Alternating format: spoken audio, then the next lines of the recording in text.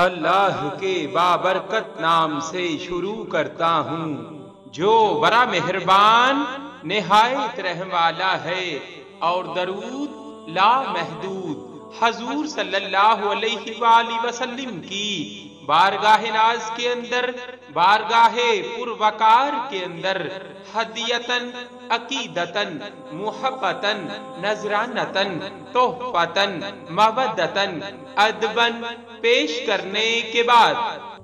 علامہ اقبال رحمت اللہ تعالی علیہ اور جذبہ تقلید، علامہ اقبال رحمت اللہ تعالی علیہ کی زندگی مرکز ملت اسلامیہ یعنی حضور صلی اللہ علیہ وآلہ وسلم کی محبت اور اصلاح احوال ملت محمدیہ صلی اللہ علیہ وآلہ وسلم میں بسر ہوئی ہے، وہ جذبہ تقلید اور جذبہ عمل برقرار رکھنے کے لیے درود شریف اور محافل میلاد النبی صلی اللہ علیہ وآلہ وسلم کو ہی ذریعہ قرار دیتے ہیں۔ ایک محفل میں خطاب کرتے ہوئے ارشاد فرمایا، منجملہ ان مقدس ایام کے جو کہ مسلمانوں کے لیے مخصوص کیے گئے ایک میلاد النبی صلی اللہ علیہ وآلہ وسلم کا دن بھی ہے، میرے نزدیک انسان کی دماغی اور قلبی تربیت کے لیے نہایت ضروری ہے کہ ان کے عقیدے کی روح سے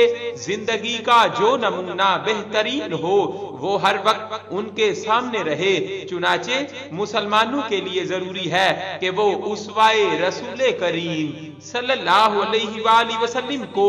مد نظر رکھیں تاکہ جذبہ تقلید اور جذبہ عمل قائم رہے۔ جذبہ تقلید کو قائم رکھنے کے لیے علامہ اقبال رحمت اللہ تعالی علیہ نے 3 طریقے بتائے۔ نمبر 1 کثرت درود و سلام، نمبر 2 میلاد النبی صلی اللہ علیہ وآلہ وسلم، نمبر 3 کثرت ذکر الہی۔ نیز ایک تقریب کے موقع پر علماء سے فرمایا کہ محافل میلاد میں لوگوں کو اخلاق نبوی صلی اللہ علیہ وآلہ وسلم کا درس دیا جائے اور آپ صلی اللہ علیہ وآلہ وسلم کی سوانح حیات بیان کی جائے تاکہ آپ صلی اللہ علیہ وآلہ وسلم کی تقلید کا ذوق و شوق مسلمانوں کے قلوب میں پیدا ہو۔